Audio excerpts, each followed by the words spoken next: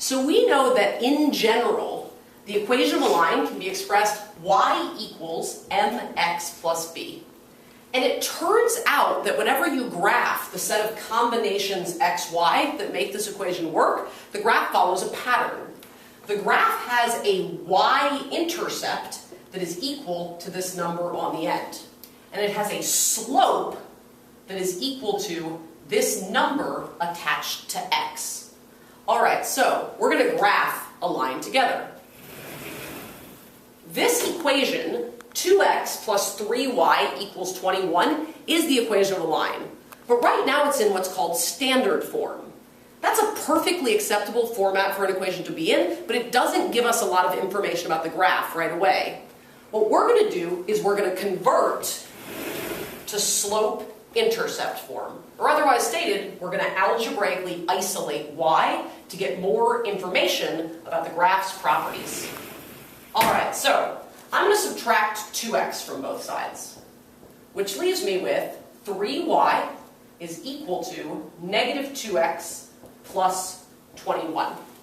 To get y totally by itself, I need to divide every single part of this equation by 3, leaving me with y is equal to negative 2/3 of x plus 7.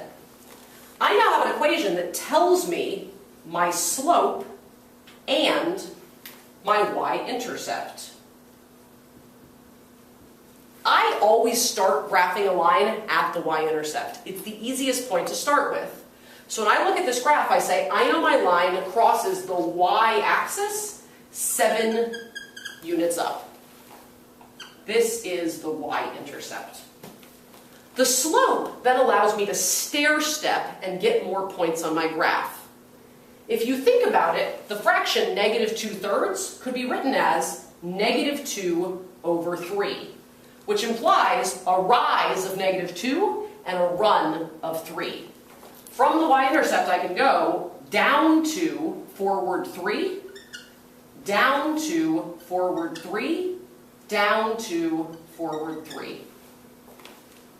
I also could have written this fraction positive 2 over negative 3, which implies the exact same pattern is produced by going up to backwards 3. And I can get more points that way. Up to backwards 3. I now have a set of points whose x-coordinate and y-coordinate work together to make this equation true. They're solutions to the equation, which is why they're points on the line. What I'm going to do is connect all my dots and put arrows on the end to signify the fact that this line continues infinitely in both directions. And that's all you got to do to graph a line.